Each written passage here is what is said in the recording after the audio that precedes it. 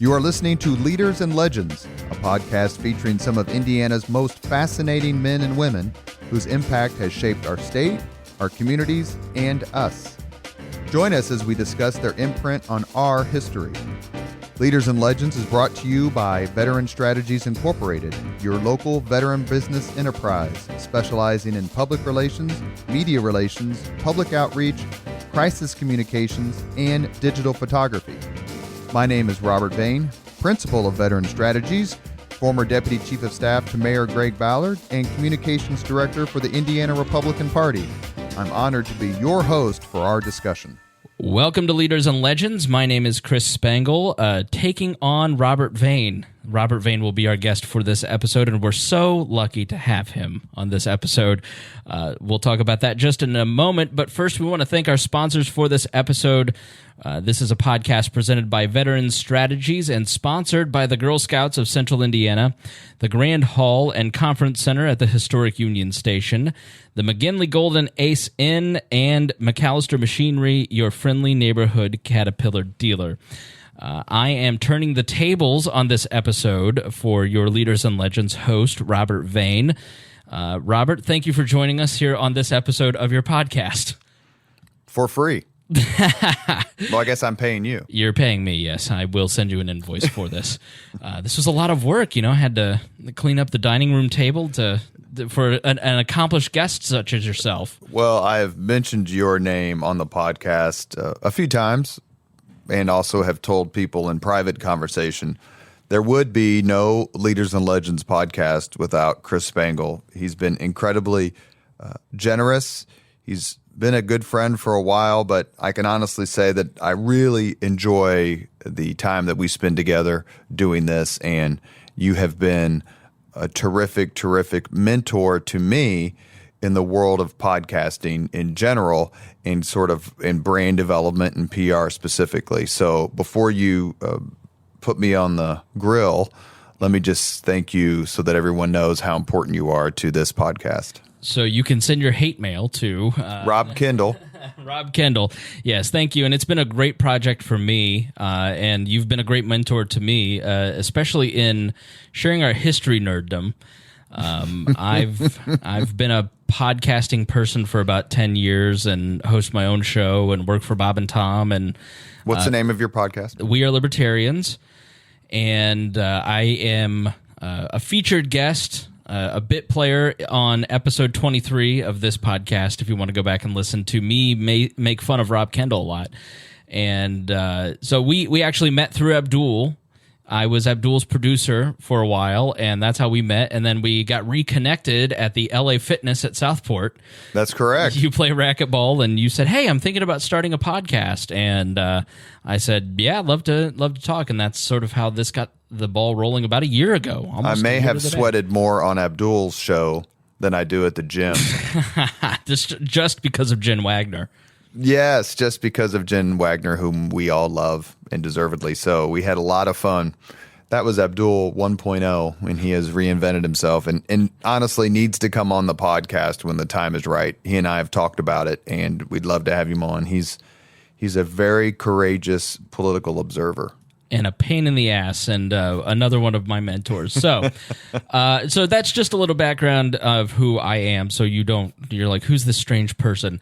And I said to Robert, we need to have an episode where we interview you. I think after, how many episodes have there been? Let's take a look here. We've recorded almost 50 at this point, and I said, I think the audience would want to hear about Robert Vane and who Robert Vane is and what his development was and what are his answers to the 5 questions. And that's why we are here today. So let's start where we sort of start with every one of the guests. Where did you grow up? I'm not sure if I know where you grew up. Well, I grew up in the greatest neighborhood in the world, otherwise known as Irvington on the east side. It was a magical place to grow up in the 70s and 80s. I went to 4 IPS schools after a 1-year stint at Our Lady of Lourdes and graduated from Howe High School in 86. I relatively immediately left to join the United States Army after being called a pussy by my own mother, who was in the Marine Corps. and that's a true story. And if you're an East Sider and you're hearing this story, just ask Mike Johnson, who drove me to the MEP station, who witnessed the great pumping up of me as I was about to serve my country. I did 3 years in the military, came back, got a couple of college degrees at IUPUI, which was really starting to take off at that time. They were spending some money and really retaining some great faculty. I had wonderful professors there.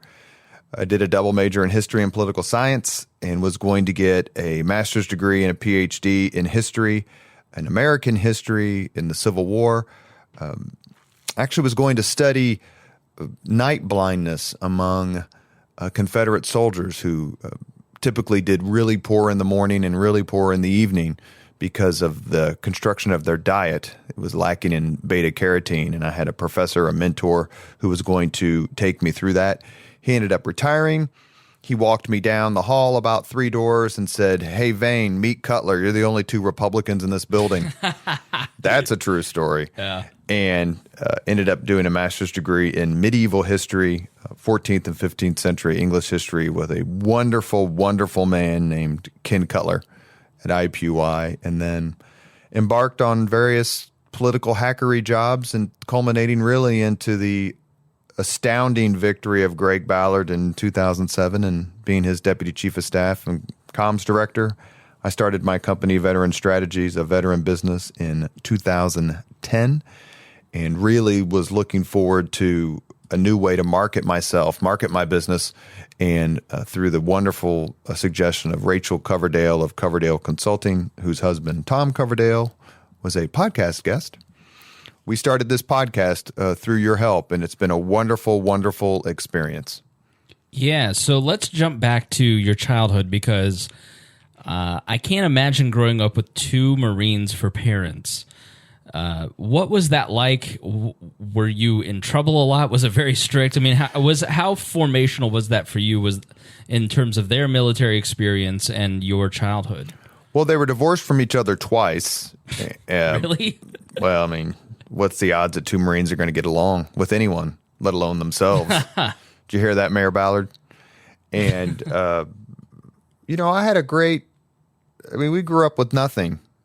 But I have no complaints. I had a terrific childhood. I mean, growing up in the 70s and 80s, I just can't imagine anything that was better. I think in the war among different generational categories, whether it's boomers and millennials or Gen this or Gen that, those of us who grew up with big wheels and MTV, we're the happy people. Gen X seems to be particularly just kind of pleasant, and you have a devil-may-care attitude about things. Well, what do you attribute that to? We had Prince, and we had The Cosby Show, and so many entities were at their peak in the 80s. There's a great book by David Frum called About the 70s, and it says the decade that made everything. Right. It's a terrific book, and I recommend it. But, the 80s, we had Ronald Reagan. The Berlin Wall fell. You can't understand unless you grew up in that time how important MTV was to, life. Why? As a teenager. You went home and you turned on MTV and you did homework. You got to see artists perform. It was the cultural hub of certainly the United States, if not the world. And why in the hell they'd stop showing videos is beyond me. All right, now you're tiptoeing into old man territory. Well, why wouldn't you rather? I'd rather watch Duran Duran or Van Halen or Prince or Tom Petty as opposed to, 6 teenagers complaining about their complexion in some house. Who the hell wants to watch that? Of everyone I may have met in life, I've never met anyone who is more proud of their school system, their high school, than you. Why is that? What is it about how high school and Irvington and IPS, what makes you such why is that so prideful for you? East Siders are the least judgmental people I've ever met. I can think of maybe a handful, like a legitimate handful, 5, 6 people friends of mine whose parents had college degrees. We were all working class, lower middle class or middle class. we never owned a home growing up. There were years we didn't have a car. I remember taking a cab to the grocery store. It's just the sorts of things that Eastsiders did. I hate to say we're a people, like we're Albanians or some sort of thing, but we are, and we stick with each other through thick and thin.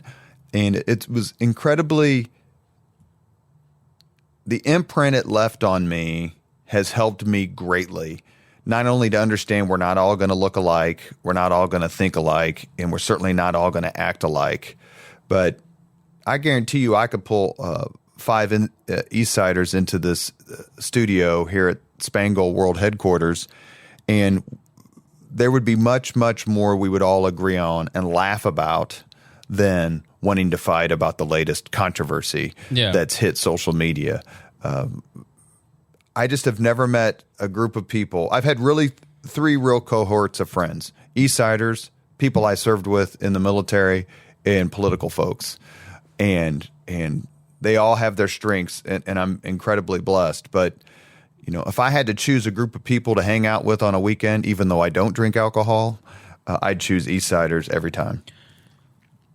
Why do you think there's that level of cohesiveness amongst, as you call it, the working class? I mean, that feeling of community, is that something that is unique to maybe that economic strata? Well, one of the things when the first time I sat down with Louis Farabee, who was superintendent of IPS, he and I had lunch before I ever started working for him, and we were talking about how much IPS has changed. And I can't speak to the near north side or the near south side or the west side, but you can pretty much trace the cratering of IPS in the early 2000s, and it's made tremendous strides since then. To the collapse of the industrial base on the east side of Indianapolis. All those working class jobs which my friends' parents had and which so many of my friends thought they would have, they're all gone. International Harvester, Chrysler, Ford, Ryerson Steel, Paper Art, Naval Avionics, to a certain extent, Fort Ben Harrison, Western Electric. Those jobs just don't exist anymore.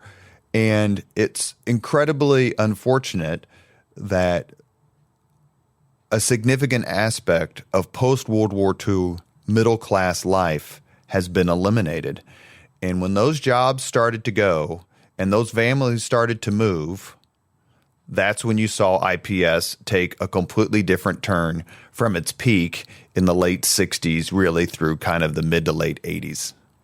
What are some of the values that you grew up around that may be missing now because of the diaspora of that working class? It's one of the things we talk about on the Leaders and Legends podcast. One of the things I wanted to do in starting the podcast is talk to people who were there when certain things happened. And so much of what I learned on the East Side, or growing up with 2 parents who've never voted for the same person ever, although my mother's last words to me, she died December 17th, 2008. Literally, other than saying, "I love you," my mother's last words were, quote, "I finally lived long enough to vote for a Republican. I voted for Mitch Daniels." Close quote. She told me she loved me. That's the last thing she ever said to me. My father wouldn't have voted for a Democrat if his children were dangling over a fiery pit. And we had that sort of diversity. And that's one of the things that the East Side, and it's not just the East Side, obviously I'm a homer, but the East Side, especially the 4 years at Howe, I started there in September of 82, graduated in June of 86. There was not a single racial incident in the 4 years I was in high school. There were fights. There were confrontations. There were problems. I didn't hear most of them because I was in the library, but those things were there. I don't remember a single racial incident. What were we fighting about? We were all the same people just because one person was black. Dalen Jenkins was black and Charlie Ewells was white. They were the best of friends and still are to this day. Right. We just didn't have those issues. I think people were just happier back then. Yeah. You talk a lot about in your development Well, let's say that for college years. Let's go on to the military, because you went on to the military next.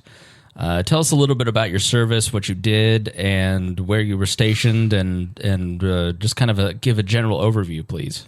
So I joined the military for two reasons. One, it's certainly a tradition in my family. Both my parents were in the Marine Corps. I had at least 3 uncles in the Navy, another uncle in the Marine Corps.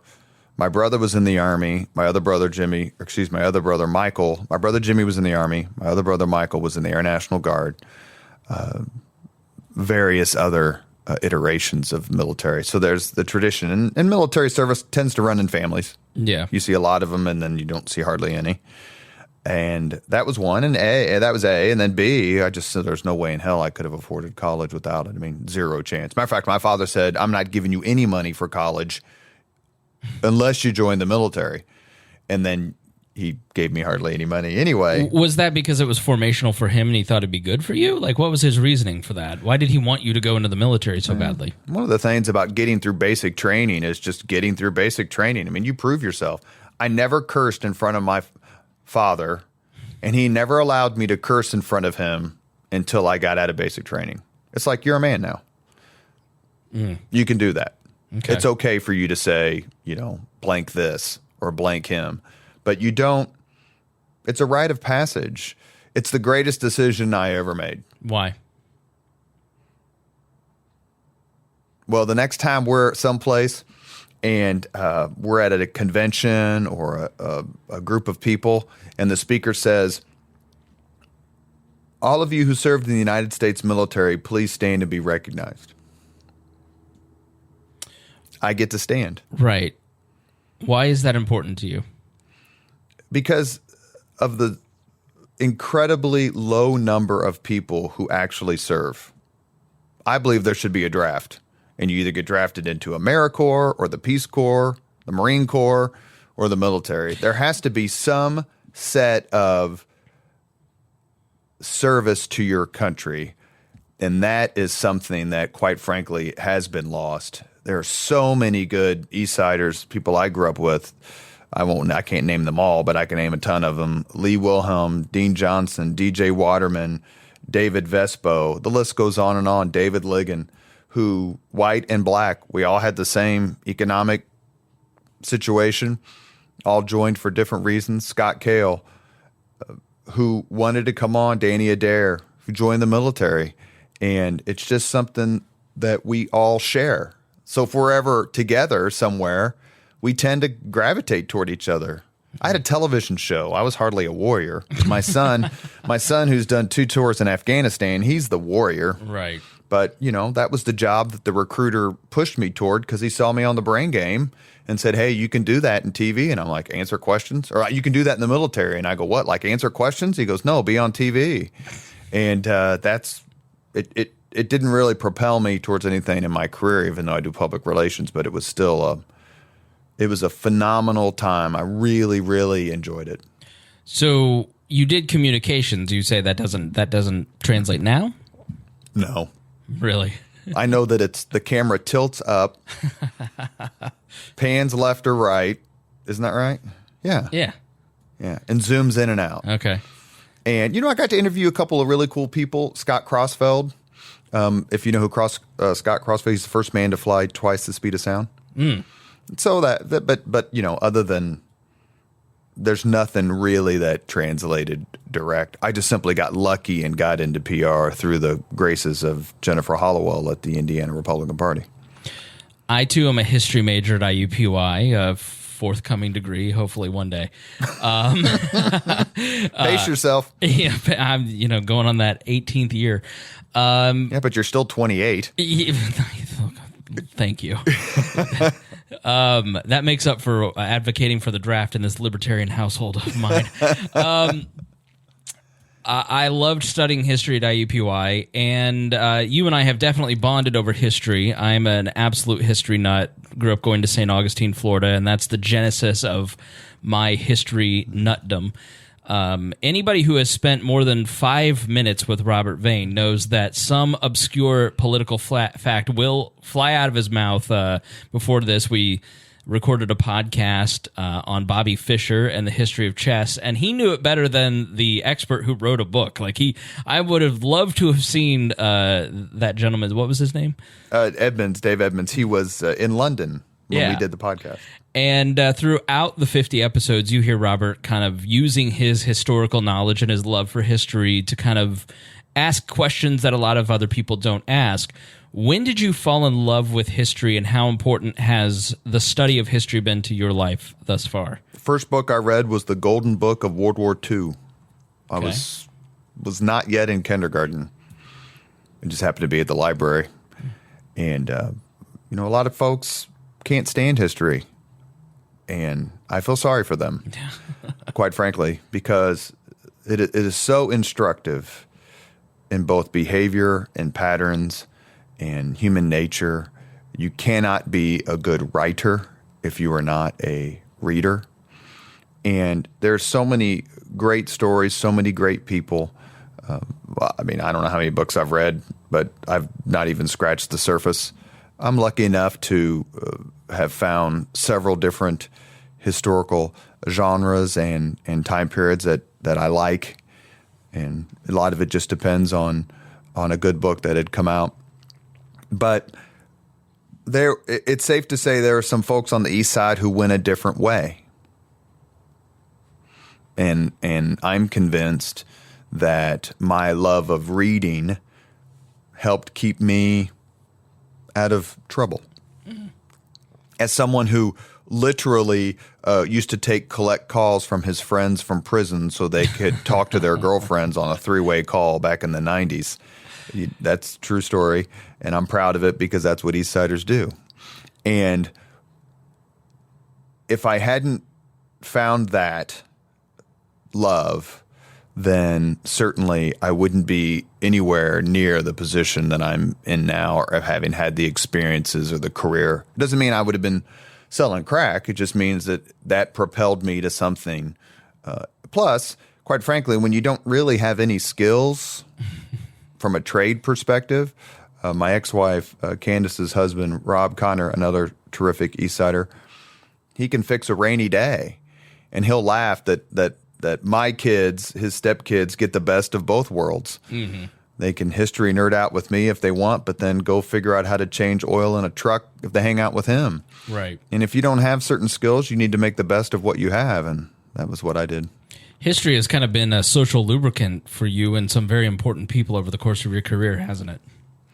Well, I never would have had the friendship I had with PE without a shared love of history. That's P.E. McAllister, who passed away recently, and it's the worst thing that's ever happened to me.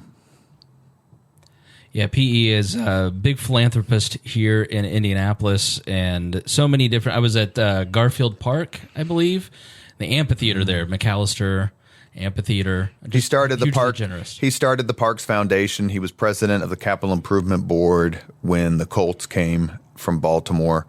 We talked about that a little bit in our David Frick podcast. He's everything that you could possibly want in a person, and was, until his passing, he was the only source of undiluted joy in my life, and I'll never get over it. Can you talk a little bit, if you want to talk about this, the Byzantine nature of O'Bannonism? So that was the speech. Tell that story to our audience. So I was working for State Auditor Connie Noss, and P.E. McAllister was head of a local Republican fundraising organization, and she was given a speech topic. She was speaking at a luncheon, and that was the speech topic, the Byzantine nature of O'Bannonism. And when I read it, I was like, wow, that's something you don't read every day. And O'Bannonism was referring to then Governor Frank O'Bannon. And so the auditor didn't know what Byzantine meant. And I said, well, I was just out of graduate school. And I said, it means this. And she says, well, I said, well, why don't I write about that, and you can write about O'Bannon, and we'll push it together. And then in one of the few moments of time where we were out together, the auditor says, hey, come to the lunch. I introduced myself to PE quite timidly and said, I'd love to have lunch with you. My thesis director, he and I hang out half dozen or more times a year and just talk about history. I don't know if you ever get to talk about these things, but we'd love for you to join us.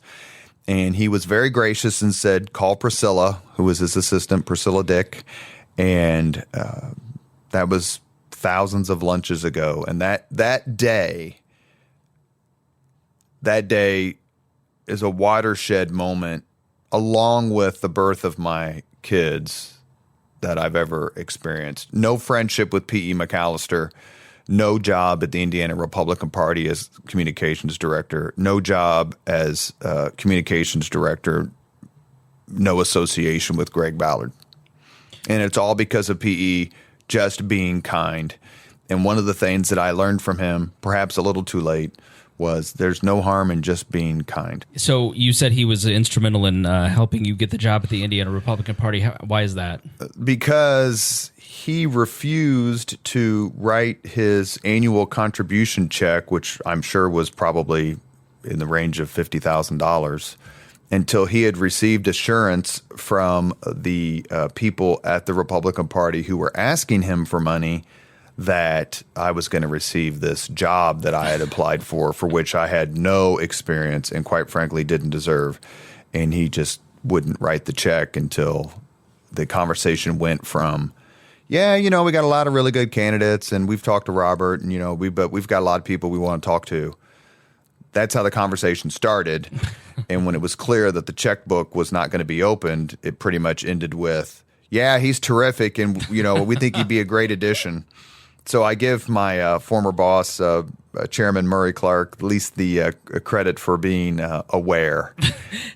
And the story is Marty Obst, who now works for the vice president. But the story was Marty, who I didn't know, on my very first day of work at the Republican Party, came up to me and says, "I don't know who the hell you are, but I need to."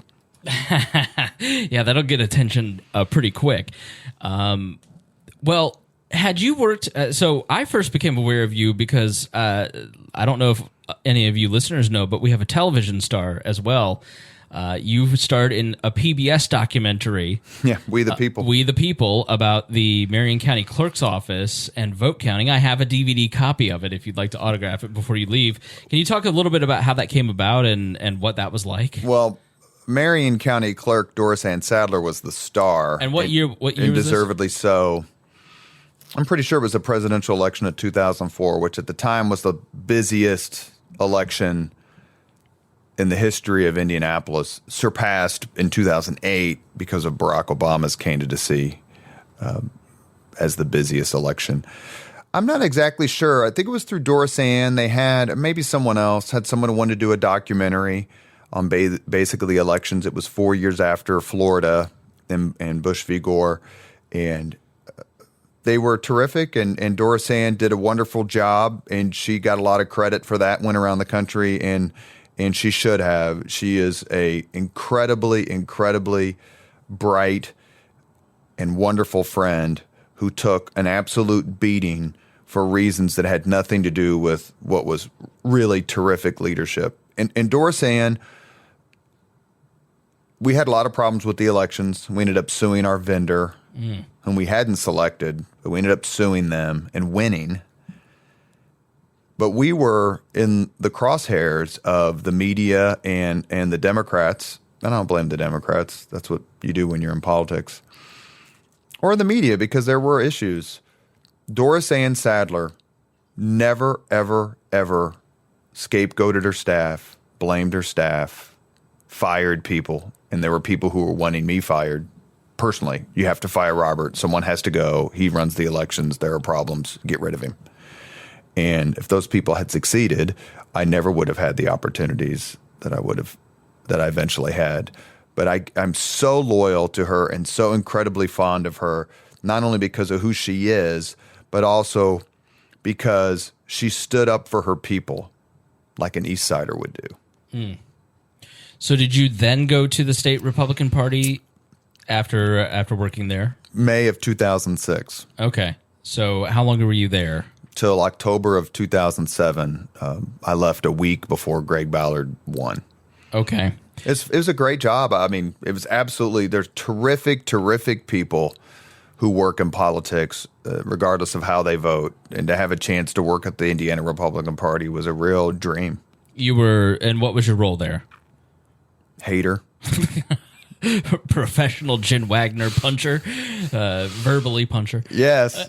And we became friends very quickly. And it's so funny because it was like Waldorf and Statler on Abdul's show in the morning. You two would come in and just light the phones up. It's so much fun because you two were just Jen Wagner, maybe talk about her for a moment, but she's so gifted and such a great communicator. It had to be intimidating going up against her on like these Abdul appearances to take her on. Well, I used to refer to her as the Princess of Darkness, a title which at the time she probably embraced, and now that she's respectable, she doesn't.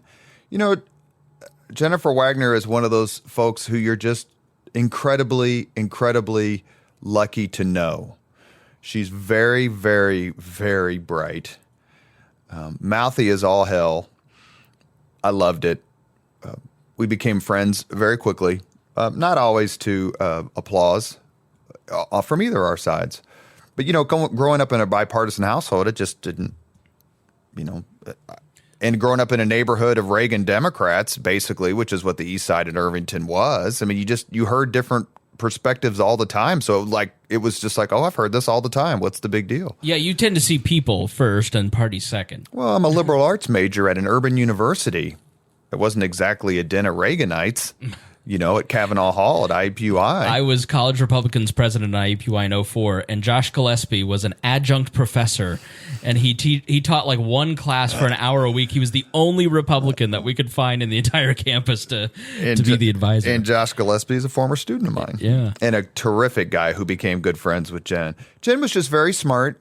The Democrats had lost in 2004, the first gubernatorial loss in 16 years. They didn't like it, as parties tend not to like it.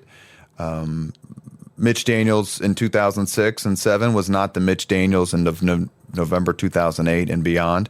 And it was a real fight. Mm-hmm. But Jennifer knew her stuff, and she was incredibly engaging. She was good friends with Abdul. And I'm just a very big fan. I suppose I should take this time though to apologize, because she would yell at me, not about anything regarding a position, but I would get her in trouble because I would make her laugh on the show, and then she would go back to the state party and they'd be like, "Look, you can't laugh when he says these things." And so, Jennifer, I'm sorry. That seems to be a formational job for you and change the career path that you had. Why does it seem that way? I don't know if it is, but... Well, what really changed was Greg Ballard's election. That's what changed the lives of Ryan Vaughn, Paul Okeson, Chris Cotterill, Michael Huber. And the list goes on and on. Greg Wilson. I mean, there's so many you could name. Not that they weren't successful before, like especially Ryan Vaughn was elected counselor.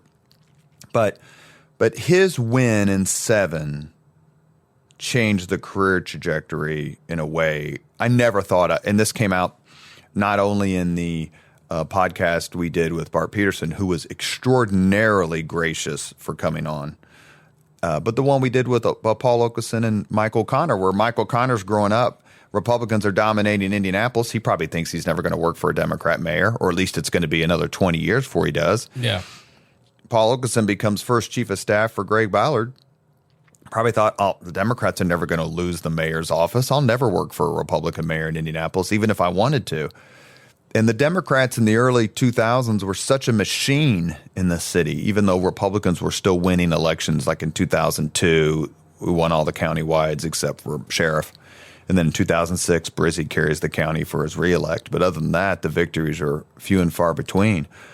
But there was a tremendous collection of talent, not only administratively, but politically in the Democrat Party in the 2000s, whether it's O'Connor or Ed Tracy or Joel Miller or Scott Chin or Jennifer Smith Simmons, Melina Kennedy, Steve Campbell. I mean, I couldn't name them all because there's so many, but Ballard's win in 2007 has unfortunately become the reference point for people who think that sort of upset can happen all the time, and it just can't. Mm-mm. So you leave the administration, you go into the private sector. was it just time to go at that point, or did you want to do something different? Or did you finally want to get paid? I mean, what was the reason that you initially left? I was going to kill Frank Straub. Okay. I think he's one of the worst people I've ever met. He never understood what an amazing man Greg Ballard was. He had his own agenda. He didn't care about anybody else's. And I found him absolutely loathsome.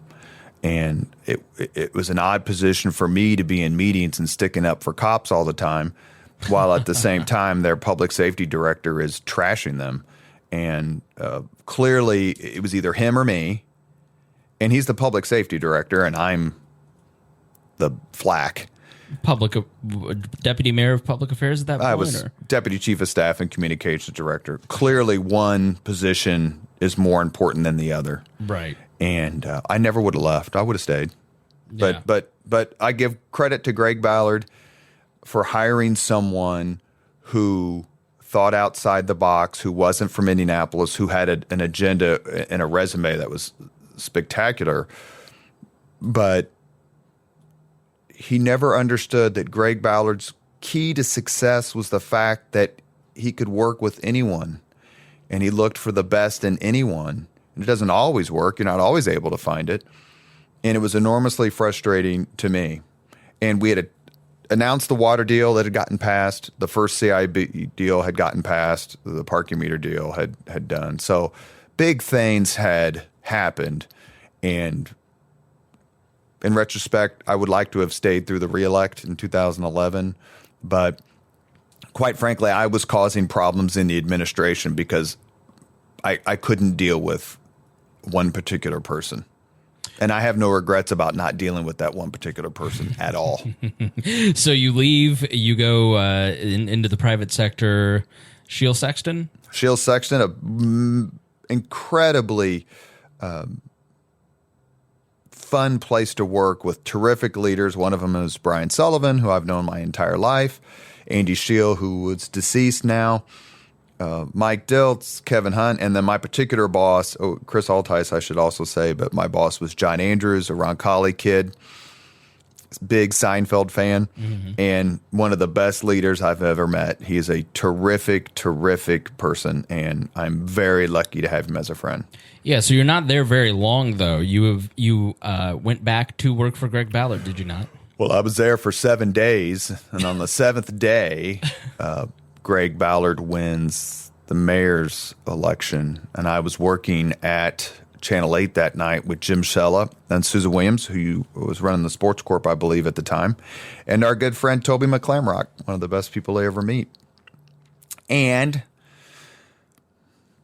I was working that night and simply couldn't believe it. We talked about that on our podcast with Jim Shella. You're talking, so you left the administration. No, on November 2007. I'm talking about 2008. After Greg Ballard, you left the Ballard administration, you went to work somewhere else, and then didn't you go back to work for the Ballard administration? No, the chronology is state party till October of 7. Okay. I'm at I leave there to go work at Shield Sexton. I'm there 7 days. On my 7th day, Ballard wins the mayor's office. Gotcha. Okay. The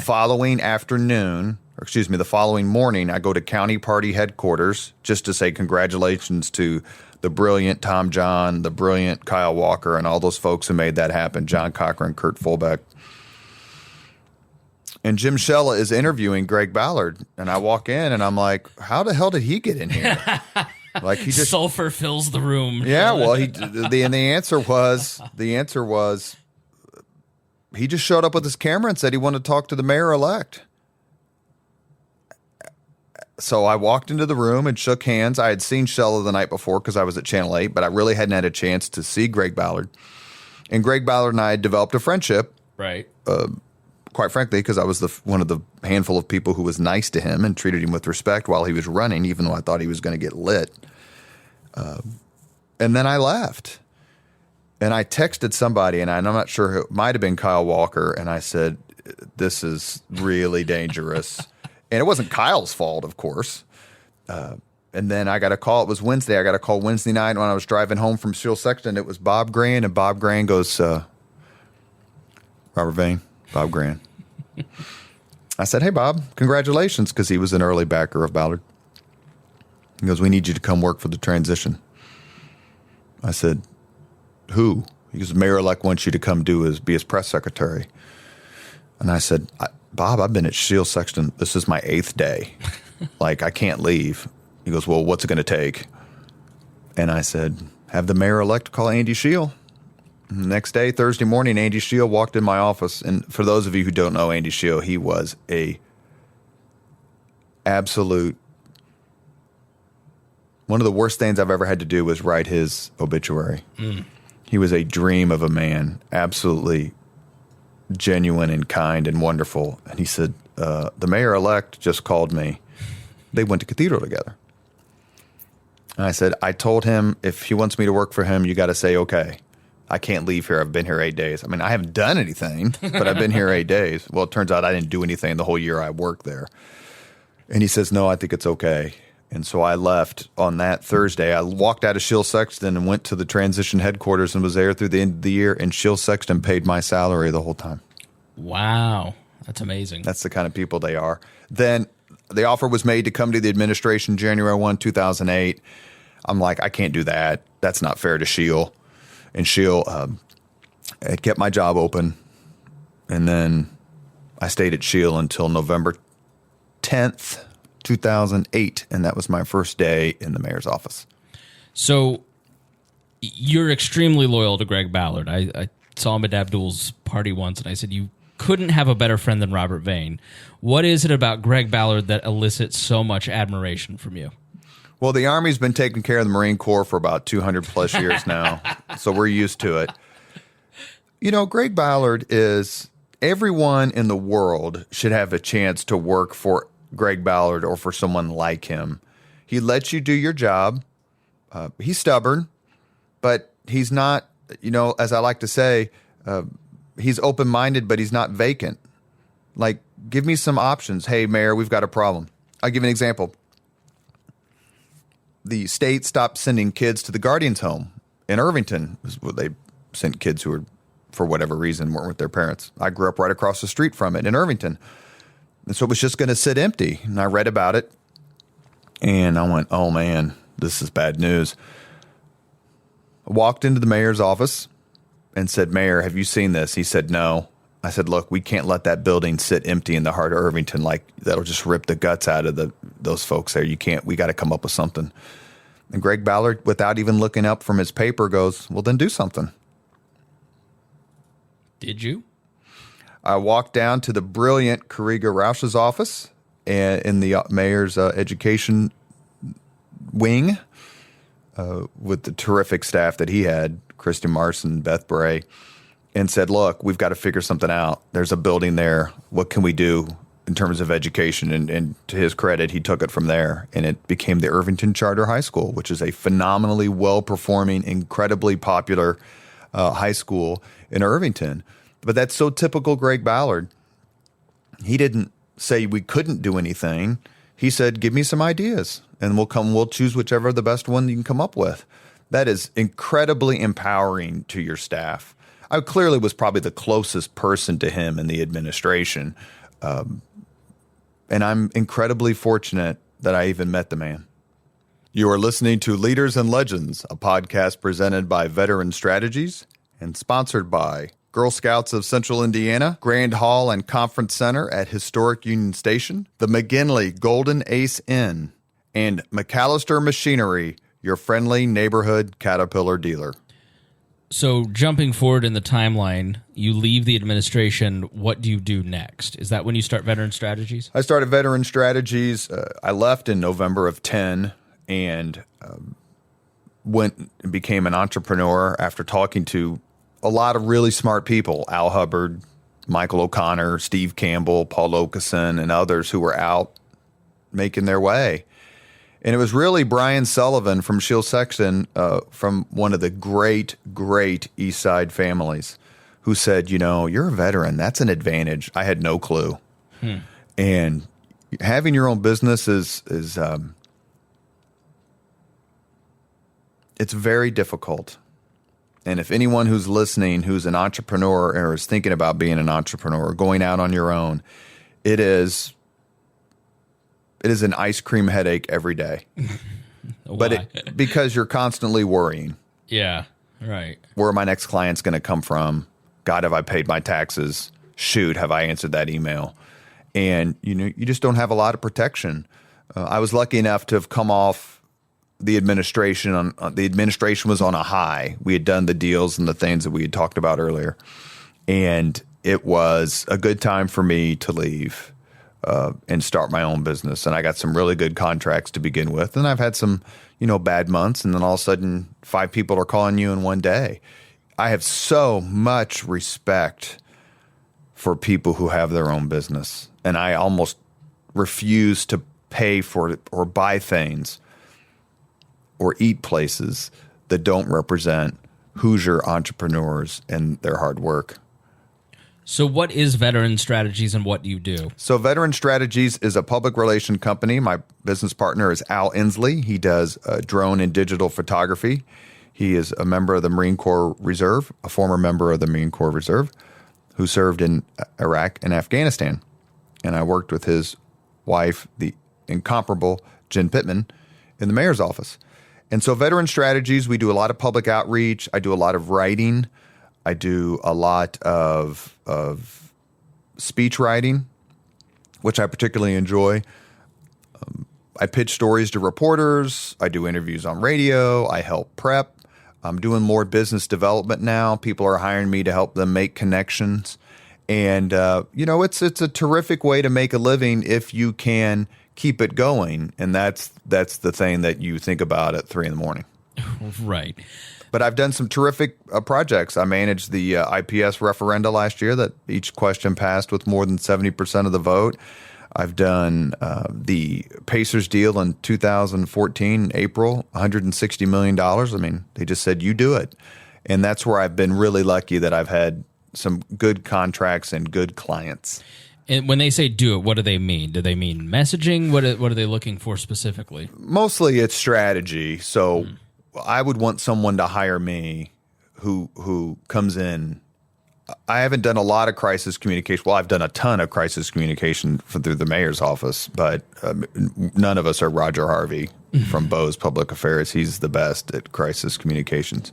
But I've done some of it. But I want people to hire me because they have a problem and they want me to help them think it through. And some of that involves messaging. I have a client now who's in the world of vaping, and I personally think the war on vaping is unfathomable. I completely don't get it. Although I've never tried it and never would. It's completely overwrought in my view because we're allowing bad actors to set the debate. We're talking about what the people are doing who are doing things illegally. That would be like letting drunk drivers set the debate on our auto laws.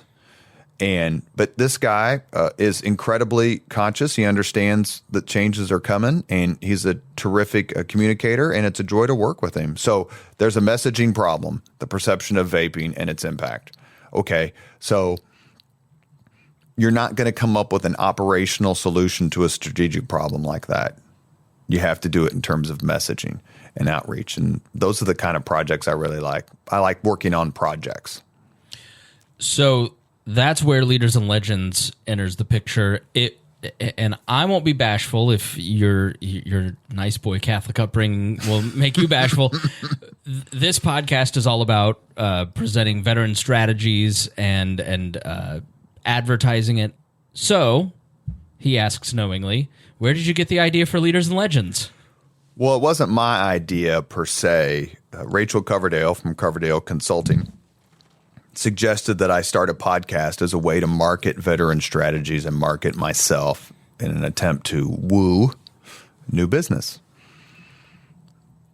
Her suggestion was for me to do a podcast on sort of public relations and PR, which she didn't know me particularly well, so I got where she was coming from, and my response was, honestly, I'm not a PR pro. I'm not trained in PR. I don't have APR after my name, which is this accreditation.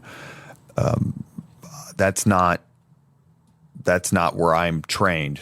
Now, unfortunately, where I am trained is the 100 Years' War, the Plantagenet dynasty, the Magna Carta, the Lancastrian takeover, and those sorts of things. And that's not particularly compelling either. I guess there are a lot of people watch Game of Thrones, so I guess I could have marketed to them.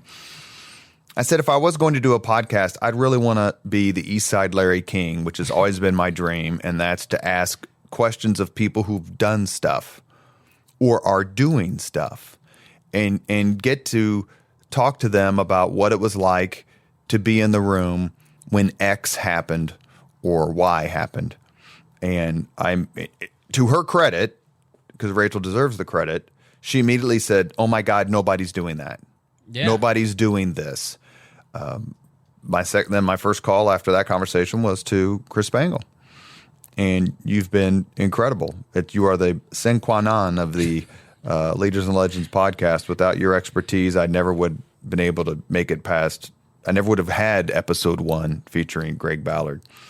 And, I have 3 goals of the conversation. I want Leaders and Legends podcast to be informative, entertaining, and comfortable. I want people to listen to Leaders and Legends because they want to hear things they've never heard before, hear stories from people they may or may not know, and stories they've never heard before.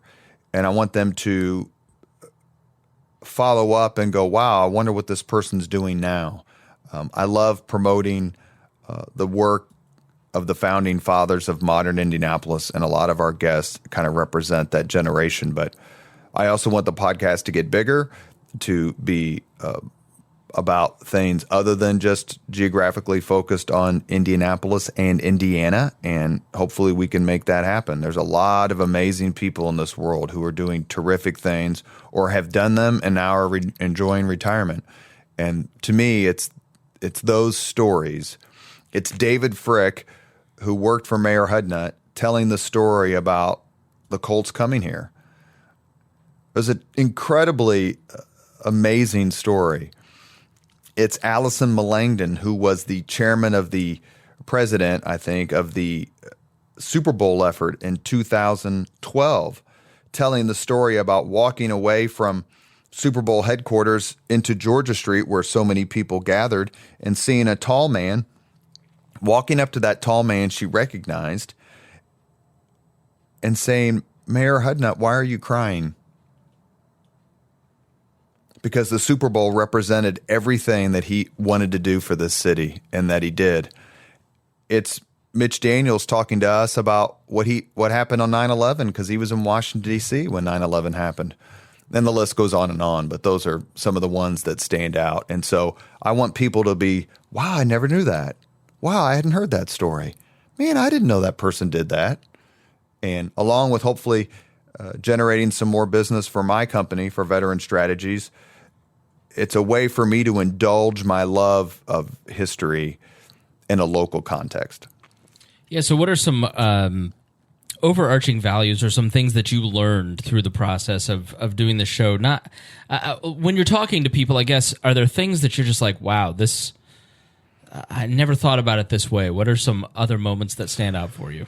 Well, a lot of what we do, and by we, I mean you and me, and of course we have Danielle Shockey from the Girl Scouts as a co-host from time to time.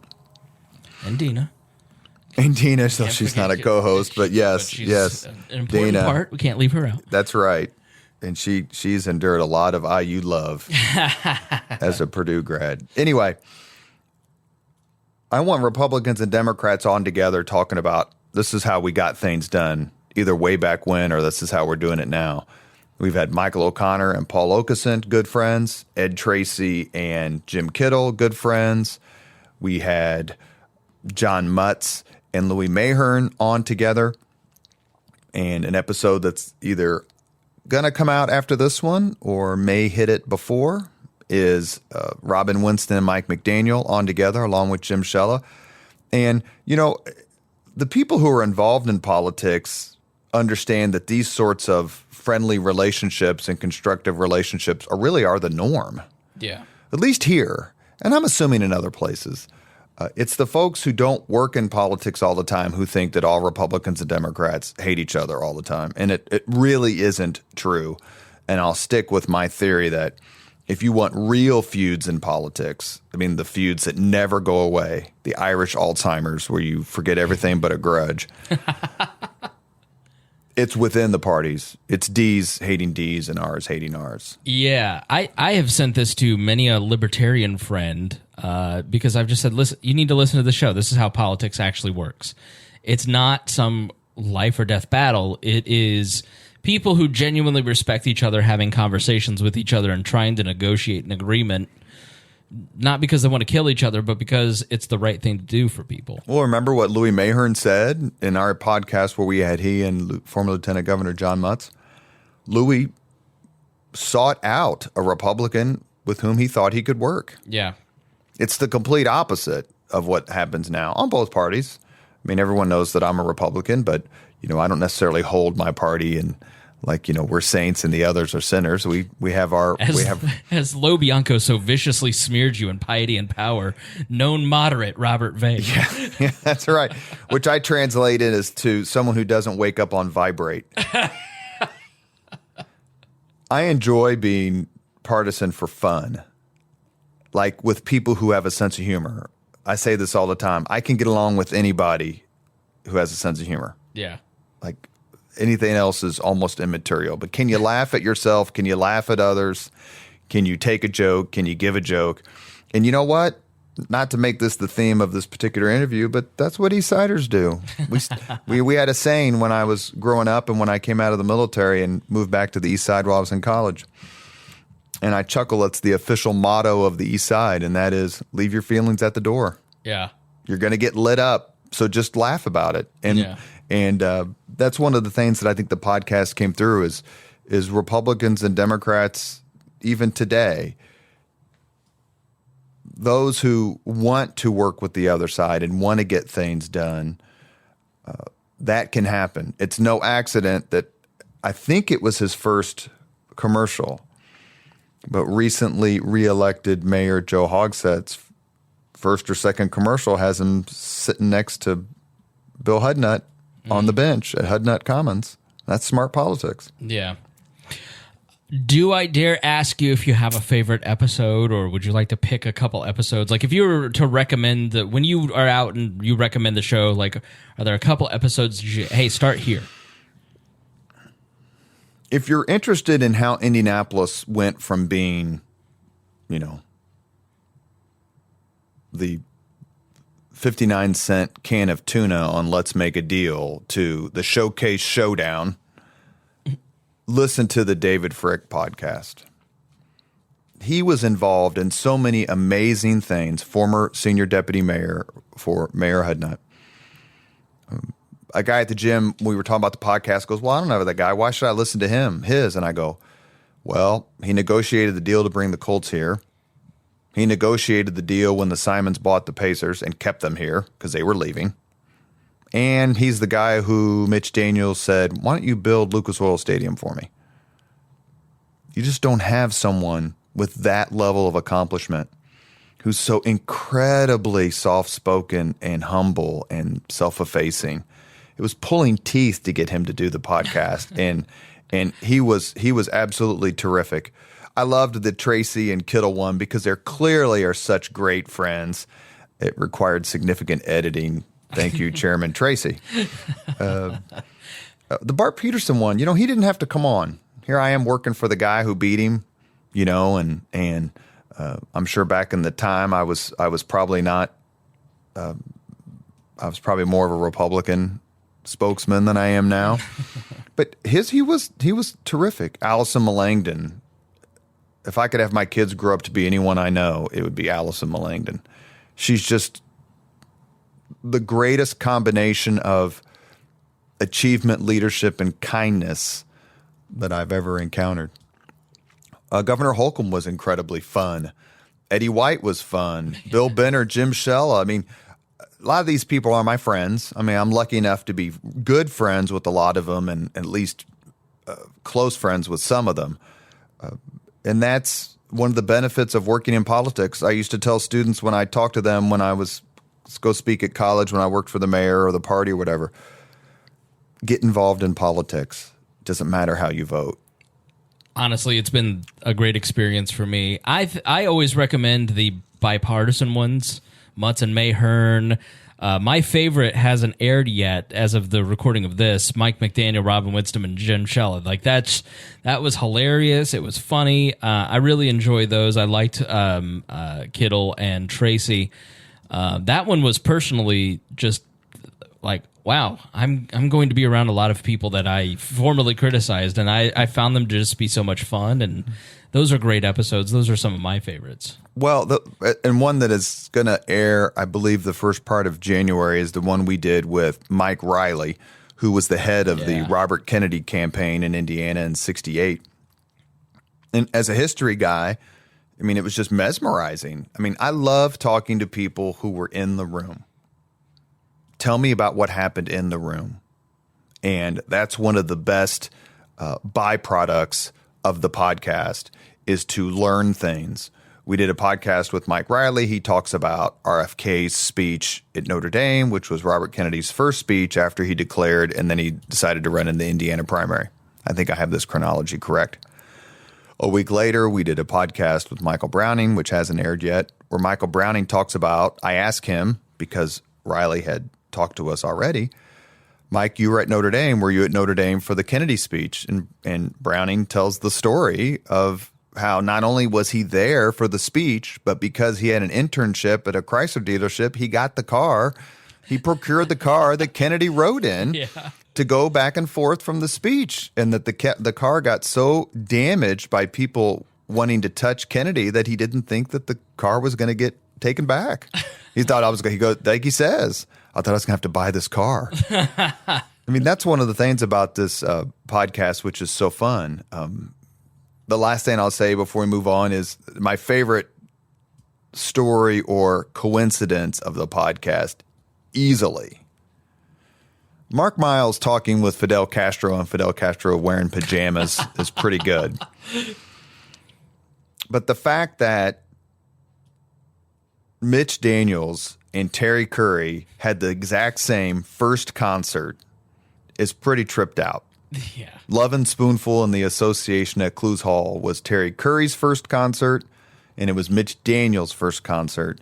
And they didn't know each other, obviously, and they were there at the same time. And that's the kind of trivial nuggets that I just live off of. Yeah. I have known almost none of these people. And the one that I loved the most was Sally Rowland. That's the one I've shared more than any other, because I just found her to be so awe-inspiring. I mean, are there people that you just were like, I didn't know her. Do you have a totally different view of them after you go and talk with them for an hour? I know most of these clowns, so no. I did not. Sally Rowland is the only person with whom we've done the podcast who I had met previously. And she was just a dynamite. Oh, so funny. Yeah. Great sense of humor, terrific. The one we did with Sarah Evans Barker, which hasn't aired yet, she was another person. She was terrific. There is value in being seen as someone who is reasonable. And part of my branding, self-branding, is I'm a proud Republican. Everybody knows it. I've worked in Republican administrations. I've been the Republican on TV and radio shows. I've worked for the Indiana Republican Party twice. And I don't hide it. I'm not ashamed of it. I'm very proud of it. And I have some terrific friendships on that side of the aisle because of it. But you can't be someone who creates a branding of toxicity. And I want to be known as the person, and I'm very proud of being known as the person who Democrats can call and say, hey, let's work together on this. Or, hey, can you give me the phone number to this Republican state senator because I want to help him on something. And I enjoy being that conduit. And I think if it was not for having that sort of reputation and brand, Bart Peterson doesn't come on. Yeah. Maggie Lewis doesn't come on. Terry Curry doesn't come on, and others. And so, there is a value in just being reasonable. It doesn't mean you're disloyal. It just means you're reasonable. And some of my best thinking has happened because I've had really good conversations with Democrats who don't believe as I believe. So final question before we move on to the obligatory 5 questions. What does the future hold? What are you, part of what I said to you is like, hey, we got to talk to the audience more. I know there's people out there listening. There's hundreds of people listening. So what is the future of Leaders and Legends and the project as a whole? Well, I want to continue it, and part of continuing it means growing it outside of its current iteration. I want to talk to more people, ask more questions. We've got a terrific lineup of podcasts recorded that are not yet posted, and a strong list of people who say they will come on when we can just get it on the calendar.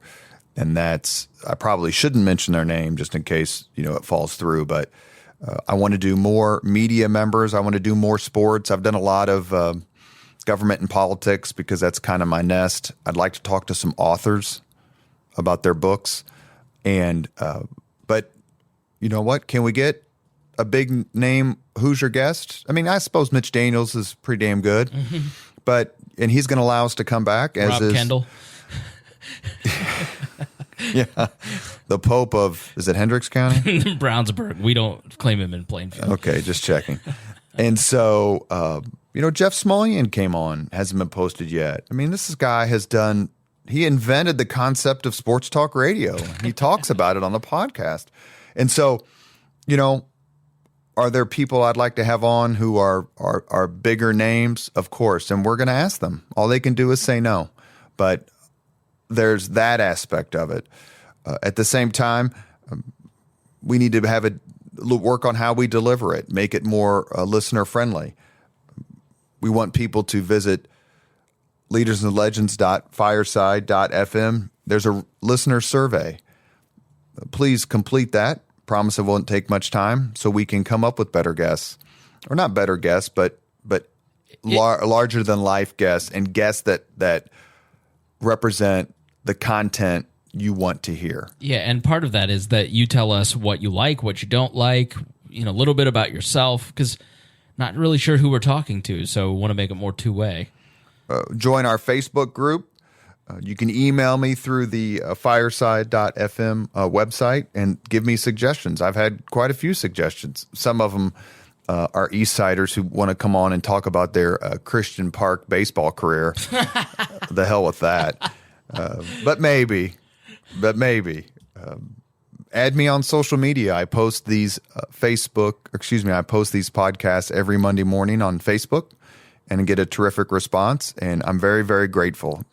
People's time is very valuable, whether it's making money, sleeping, working, parenting, or just trying not to be driven insane by modern society. And a lot of people share the show, and I'm very grateful. Christy Avery, in particular, she's wonderful. But, share the show and look for more announcements and a different platform, and let's think about ways to grow this together. One of the ideas is to, create a dialogue where people are comfortable. And I said this before, I want people to listen to my podcast for an hour and go, I didn't know that. Or, wow, that was interesting. Or a combination of all that says, you know what, that was an hour well spent. There was no yelling, there was no screaming, there was no controversy, there was no drama. There was Mark Miles talking about what it was like to deal with Fidel Castro. Leave that and take a job where he has to deal with John McEnroe, which is what he did. It's Greg Ballard, when asked what your first concert was, shocking the entire world by answering Sly and the Family Stone. He could have said, do you think he danced? I think he was drunk. We can confirm that. But those are the kind of things that it's just fun to know. I mean, people's time is valuable, as I said, and they're looking for an escape. And hopefully Leaders and Legends in the podcast it gives them an escape to learn and laugh and have a good time. Yeah, and one thing I'll say about sharing, you got to support the culture that you want to see, and so support Leaders and Legends. So, on to the 5 questions. I don't know. I hear these all the time, and I don't know how I'd answer them. Do you have definitive answers for these, or are you just still like, man, I don't know what the? Everybody kind of struggles with these a little bit. Are you in that camp, even though you've asked them 100, literally 50 times? Well, the first two are factual, and the last three are opinion. We don't give them out ahead of time, although Governor Holcomb and Governor Daniels did get them because I'm not an idiot. And if we ever got to do, Hoosier David Lee Roth or Hoosier Bob Greasy or Hoosier John Mellencamp, and they wanted the questions, we would, but everyone else is on the hook. And part of the fun is watching them try to figure it out. Yeah. I mean, it's enjoyable watching them try to go, well, I don't know. Let me think. What was my first concert? So there's a aspect of spontaneity that I want to keep in the podcast, which is why the questions aren't known. All right. So here it is. First job. Making pizzas and strombolis at Pasquale's at Washington and Arlington. You did grow up in a working class neighborhood if you worked at Pasquale's. I lived about 6 blocks away, and I started when I was 15, and I would walk home by myself after getting off work at 1 a.m. on a Saturday night. Now, if you want to know how society has changed, that's a microcosm for you. First concert. Van Halen with Sammy Hagar, because I didn't go to any concerts when I was in high school, in El Paso and the OU 812 tour. And it's one of the greatest decisions I've made because there's very, very few things better than live music. And it's something I get to enjoy with my kids. Sammy or David Lee Roth? What's your opinion? The first 6 albums are better than the 4 albums with Sammy, but the voice isn't in question. But you know what? I mean, I'd watch Charles Manson sing as long as Eddie's playing. If you could recommend any book to people, what would it be? Which is, I think, universally the hardest question. Mm-hmm. Wouldn't you agree? That or who to have dinner with. I mean, folks seem to like really struggle. I mean, readers on the book question. The book I consistently recommend to people, including yesterday at lunch, is called The President's Club. And if you want to read a book that's really kind of in theme and keeping with the Leaders and Legends podcast, read this book. It's by Michael Duffy and Nancy Gibbs, I believe. And the book details how ex-presidents get along with their successors. And you will be warmed by it. And there's a lot of really good stories involving how folks just got along, because only a few people can understand what it's like to be president of the United States, and those are the folks who came before you. You will enjoy it. Not very long, but full of really good stories, terrifically written. I tell you, that's 2 people I'd love to have on the podcast.